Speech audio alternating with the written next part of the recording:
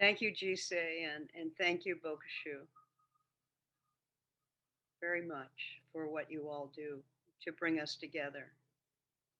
So appreciated. And I love uh, feeling your presence, all of you, in our Zoom world. And even in the world of Zoom, we each have some kind of physical space that we're in. Today, is the third Thursday of the month, and it's an evening where we usually offer fusatsu service. Uh, Time to check in with our ethical and moral teachings that we are a part of and that affect us and those that we relate to in any kind of way, whether indirectly or directly. So tonight we won't have a service. I terribly miss our bowing and so forth. But I will offer some words in that direction that I hope will be helpful. No matter where we are in the world, it's good to stop for a moment and acknowledge that the land that we occupy was surely once occupied by others through thousands and thousands of years. Different peoples have lived where we are now, wherever you are, and they called it their home. In the case where the Zendo is physically located here in New York, we can acknowledge the ancestral land of certain native peoples that don't go so far back.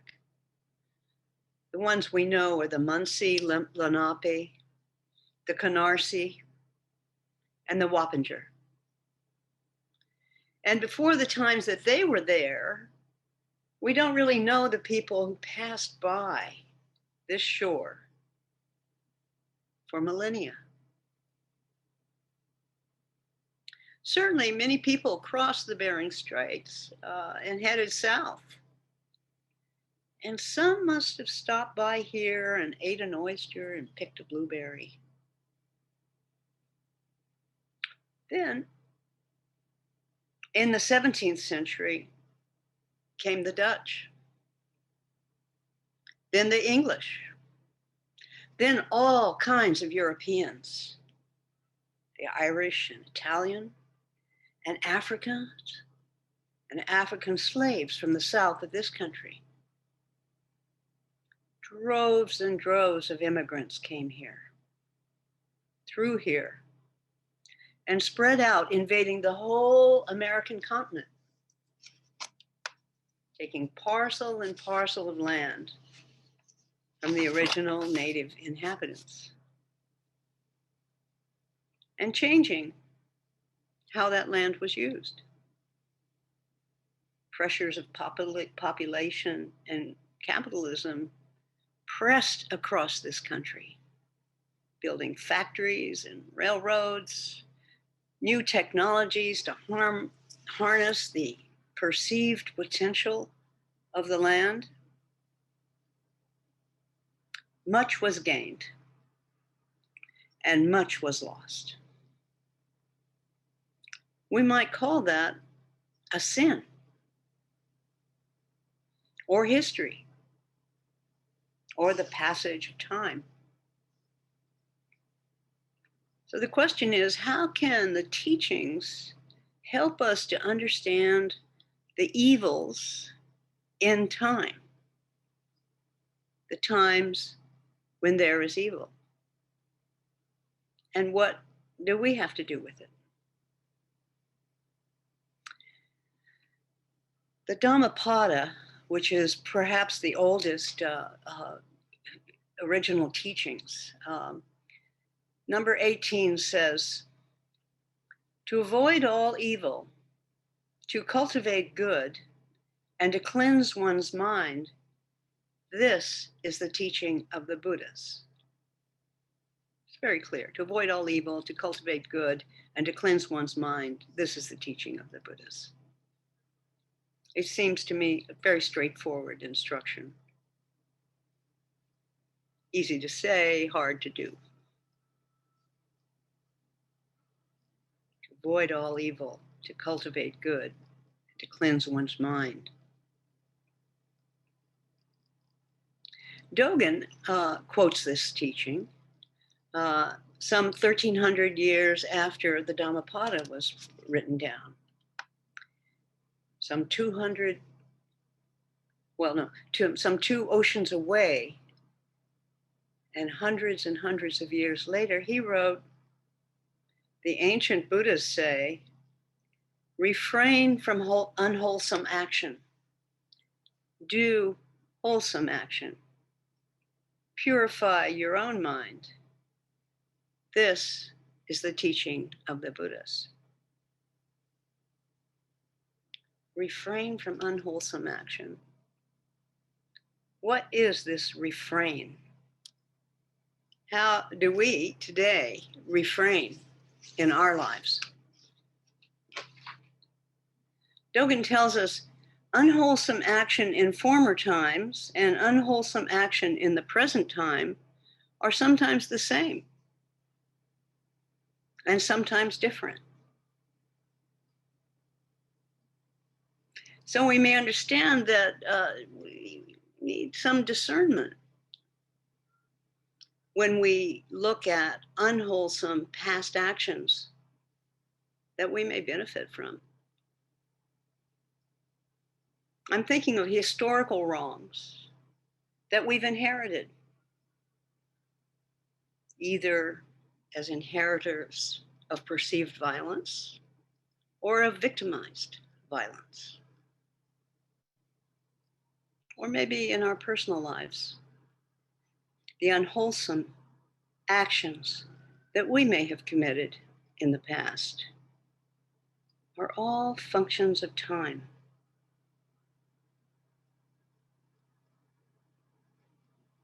Dogen goes on to say, wholesome action and unwholesome action are time. Although time is neither wholesome action nor unwholesome action. Wholesome action and unwholesome action are Dharma. Although Dharma is neither wholesome action nor unwholesome action. As Dharma is all inclusive, unwholesome action is all inclusive. All Dharma is inclusive. Wholesome action is all inclusive. This is from his fascicle called Refrain from Unwholesome Action. Let me repeat just that first sentence. Wholesome action and unwholesome action are time. Although time is neither wholesome action nor unwholesome action. Sounds complicated. But what does it mean to us here today? In our Zoom land?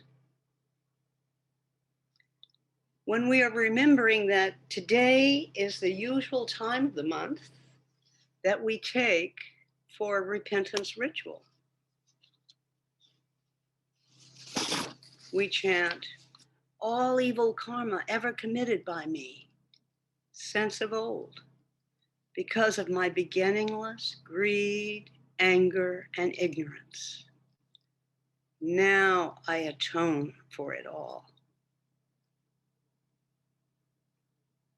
When is that time of repentance? Is it since of old, or is it now?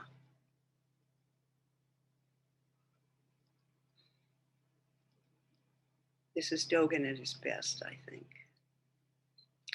In Uji, the fascicle we're studying this Ango, Dogen writes, you may suppose that time is only passing away and not understand that time never arrives. Although understanding itself is time, Understanding does not depend on its own arrival. I'm going to just repeat that. You may suppose that time is only passing away and not understand that time never arrives. Although understanding itself is time, understanding does not depend on its own arrival. So for me, Dogen is centralizing each moment of awareness, whether they be our consciousness of a past action or an intention for a future one. You may suppose that time is only passing away and not understand that time never arrives. When Dogen says this, it feels as if time and mind are one. They cannot see one another. We don't see ourselves. And as we atone for our unwholesome acts, we are in a new time, the time of atonement. As Dogen says in Uji, people only see times coming and going and do not thoroughly understand that the time being abides in each moment. This being so, when can we penetrate the barrier? Even if people recognize the time being in each moment, who could give expression to this recognition? Even if they could give expression to the recognition for a long time, who could stop looking for the realization of the original face?